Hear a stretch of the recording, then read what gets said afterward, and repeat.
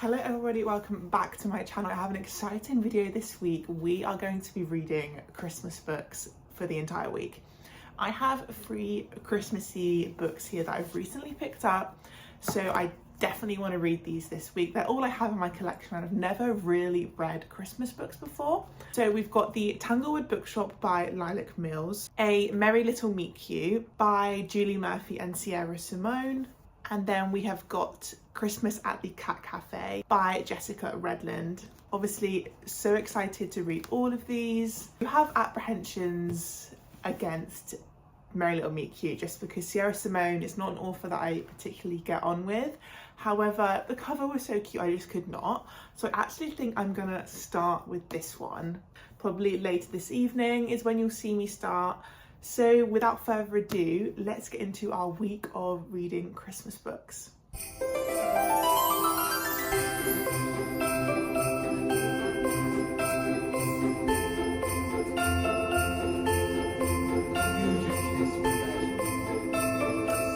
When you think it's going to be a cutesy Christmas book by the cover, and the dedication is to Bob Murphy and Doug Hagen. You've always been like fathers to us and we love you, but you probably shouldn't read this one. What am I getting myself into?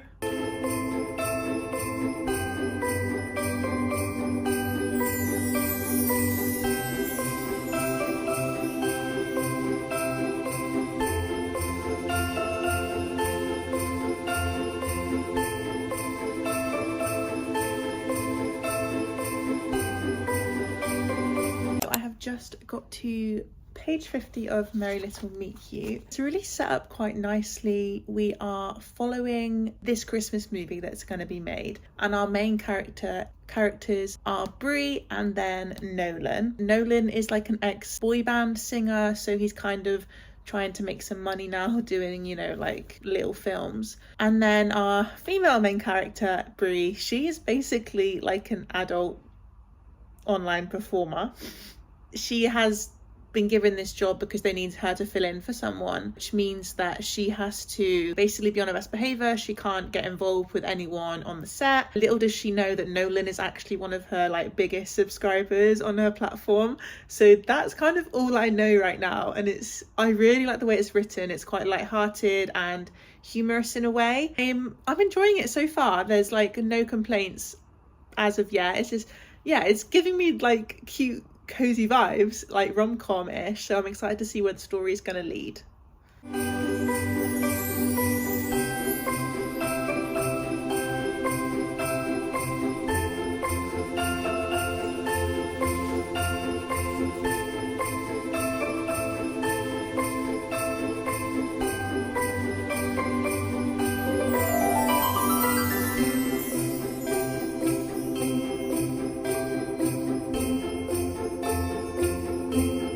Just say that Nolan is giving me all the cute vibes. I am kind of obsessed with the way that he's talking about Bea. He's like, she's kind of got a lot of insecurities because she's more of a curvy woman. He's just like hyping her up and I'm obsessed with it. This is so much cuter than I thought it was going to be. I think as soon as I saw Sierra Simone's name as like an author, I was like, oh, it's going to be like so spicy.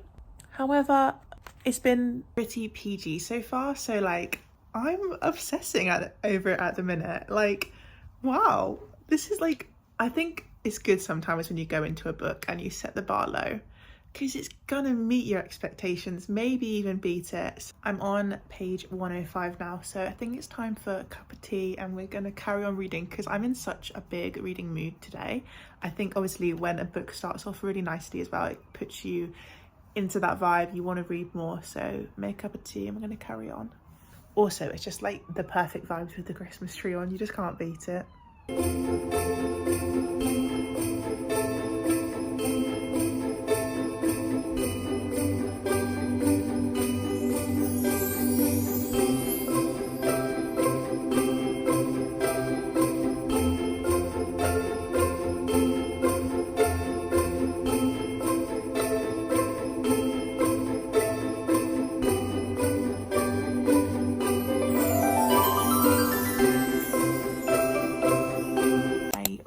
most of the evening last night and I am now on page 361 of Merry Little Meet Cute, and I can honestly say I am loving it so much still. Like, I actually can't get over it. I've just kind of reached the third act, not breakup, but like, you know, the situation dilemma in most romance books. And I'm really liking this one because it was very predictable, but that also means that it's also like really realistic. Like, it really fits the story and the characters and kind of what they have issues with and what they deal with on a regular basis. And also, like, my biggest pet peeve is when an author just puts third act breakup in for the sake of it when it was not really needed and it's a bit random. So I really like how this one really fits to the story. I've only got like 50 pages left now, so we're gonna chill, have a cup of tea, and we're gonna finish this, and then I will give you guys my overall thoughts of the book. But overall, like, right now, it's super positive.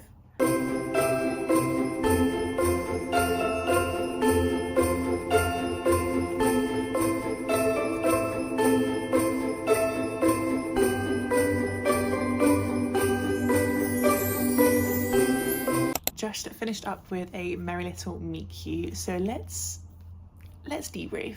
I'm so obsessed with the story, the writing, the little town, everything. I don't think it's a 5 stars, but I feel like with like a cozy Christmas book, I don't know if they'll ever have me that obsessed where I am gonna rate it a 5 stars. I just think this felt so real. Like, it didn't feel far-fetched or anything like that. Obviously the storyline was very original, I will say, but it was amazing. Pick this up. Obviously, if you don't like spice and things, definitely not for you. But it wasn't too bad, especially with Sierra Simone as an author. I was expecting it to be so much worse, but it was bearable. But the banter between Brie and Nolan, I was kicking my feet, screaming, throwing up. It was just the perfect cutesy read to kick off this video with. But obviously, as you guys know, I was quite apprehensive going into it, not knowing if the style would be for me, but I could not have been more wrong, and I'm so happy to have been proven wrong in that sense. It just goes to show that you should pick up books even if you're not sure about them, because sometimes they will change your mind. The light-hearted Christmas fun moment was definitely worth it. So now it comes down to choosing my next read. So obviously we have the Christmas at the Cat Cafe and the Tanglewood bookshop, and I feel like I'm leaning more towards this one because I've seen a few people picking this up on TikTok, so I kind of want to see if it's any good, so then I can like share it and recommend to people, because I feel like this one is a little bit more popular than this one. So we'll get this one out of the way, and then we can then go into this one as our final book, just for a cozy cattish book. I'm going to start this now. I don't really know much going into it. I think our main character inherits quite a lot of money and a lot of books from her grandfather, so she then decides to set up a bookstore in a little town. She's originally from London, so that's kind of all I know and where we're kicking this off with. So I'm going to sit now and have quite a free day today, so I can get a lot of reading done, and I'm excited.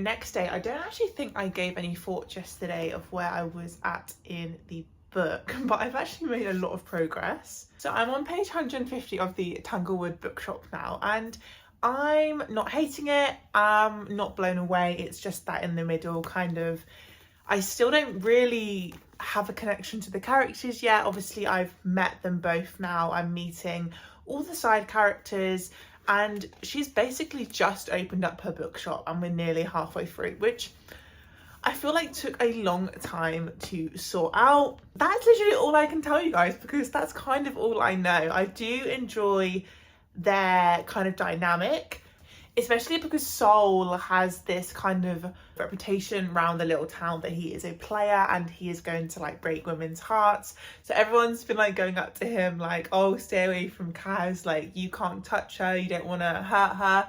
So I like that, and I'm excited to see where it kind of comes together, because obviously she's going to be going into things not trusting him because of these rumors, and then he's trying to play it safe. So It's currently storming, so I hope you cannot hear it. It's so windy and rainy. It's so cold, so I'm in my trackies, I'm in bed, we are cozy. We are gonna read this book because it's like 4 o'clock now. You wouldn't realise because it's pitch black outside, but I've got the whole evening free and we're gonna delve in.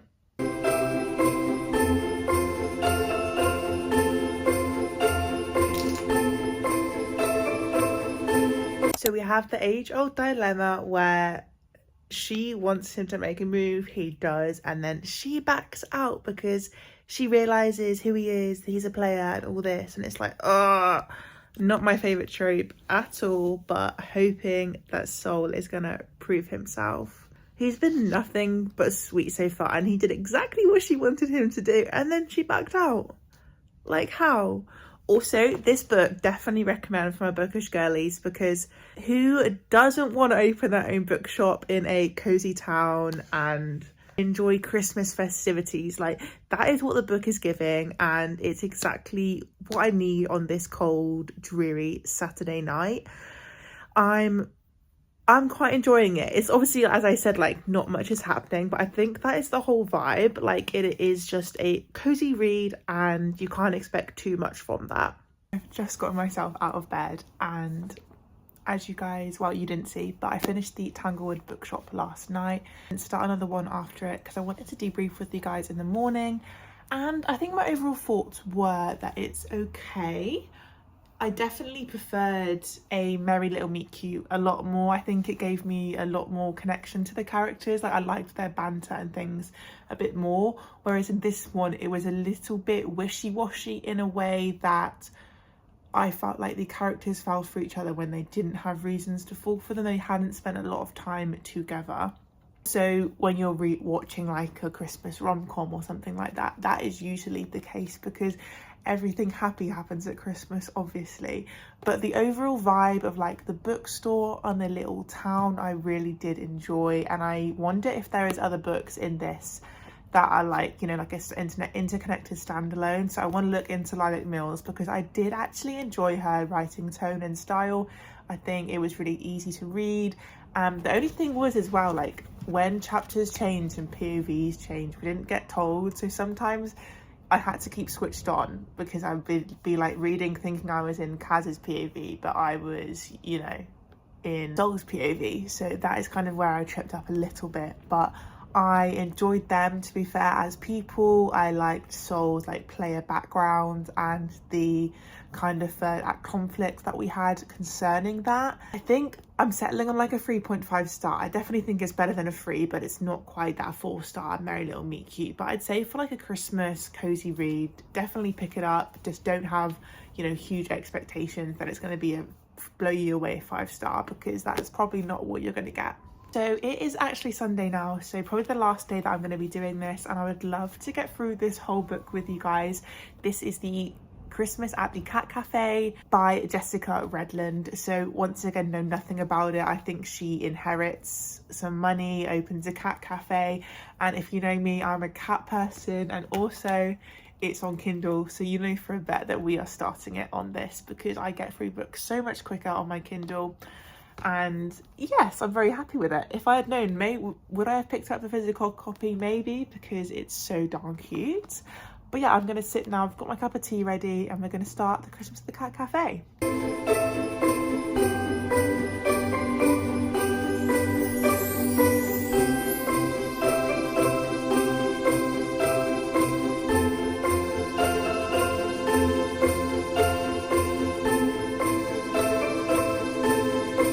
Just an update while I oil my hair. I've just gotten to the 30% mark of Christmas at the Cat Cafe, and it's okay. Once again, not being blown away, and I kind of feel like the writing is very much surface level. The author is just like describing a lot of things, and it's sometimes a little bit choppy, like it's not flowing too well. Haven't even got to the part where she's opening up the Cat Cafe yet, and as I mentioned, she inherits some money, which is why she is purchasing and doing this dream in the first place. And we also just find out that her boyfriend that was meant to be doing it with her has basically left her to go work on cruise ships because he never really wanted this dream, it was all her. And our main character also suffers from fibromyalgia, so she's in pain quite a lot, and I really am actually enjoying learning about that aspect of it and how she's dealing with her condition more than the actual story itself, I would say. So that's kind of where we're at. She's dealing with the heartbreak, trying to kind of carry on obviously without her ex now, and yeah, that's basically it. I'm gonna carry on reading and I'll update you guys when I'm a little bit closer to the end, maybe halfway, who knows. Back in bed because it's so cold and I've had a pretty chill day. I have been doing my uni assignment and I read some more of the Christmas Cat Cafe this morning. Also, look, I got a little sunny angel to go on my Kindle and it's the eggplant one and I am so obsessed with him. I love them so much. So I am now 90% of the way through of the Christmas Cat Cafe. I've definitely got a lot more into it in like the past 30%. I think after it kind of feels like it's a really long book and I can't remember how many pages there actually are because my physical copy is in the other room and obviously I can't go and get it. I've grown attached to the characters. I'm really liking our main character, especially with her dealing with her fibromyalgia. Like, it's a lot of that, and as you can imagine, a chronic condition like that causes pain is going to be such a huge part of someone's life, so we definitely cover it a lot. But honestly, as a cat lover, I am just adoring it. I'm adoring the setting, just the vibe of it all, and I will say it has a extremely slow burn romance in this as well. I'm not going to say who with, you guys can make that judgment yourself. But honestly, we didn't really get much until 70%, which I like personally. I don't like when people just fall in love within the first 20%, because then you're just like, you know, reading about them being happy. I like the angst, I like the build up. So that I'm enjoying. And yeah, the cat's loving. Main character, she is a strong queen and she's learning to accept help from other people as well, because she really struggles with that. So honestly, I'm gonna carry on reading now. We're gonna finish this book. I'm gonna set an hour on my phone and uninterrupted reading time, and then we'll go over my whole thoughts of the book. We've got to have some Christmassy instrumental vibes on as well to really get us in the mood. Just finished the Christmas at the Cat Cafe and guys, I loved it so much. Once again, it's just, I don't know if it's like 5-star feeling, but I definitely think we're sitting at like a 4.25, maybe a 4.5 stars. I honestly just loved everything about it. The only thing that probably brought the rating down for me was that parts felt a little bit dragged. I feel like it didn't need to be as long as it did. At the same time, there were parts that I flew through and then parts that I struggled through. I think there was definitely a lot of scenes where not much was happening and you're getting quite a lot of just like the inner monologue of our main character struggling with her condition, which I enjoyed reading about. However, book just, it felt long, especially compared to like Merry Little Meet Cute that I read at the start of this. Like, that just felt so quick. Obviously this one had a little bit more substance to it, where the characters have that little bit more depth, but I definitely recommend anyone picking it up and reading it in time for Christmas. It was a fun, cozy read, especially if you're a cat girly like myself. Can't stop staring at his little bum. I'm gonna turn him this way so you guys can he's my best friend. That is our 3 books that I'm going to be reading for this week and in this little Christmassy video. Hopefully this will be out in time for you guys to maybe pick them up and read them before Christmas, because it's definitely got me in the mood, so I hope it does for you as well. Don't forget to give this video a like if you have enjoyed, and subscribe if you want to see my face again, and I'll see you guys in the next one.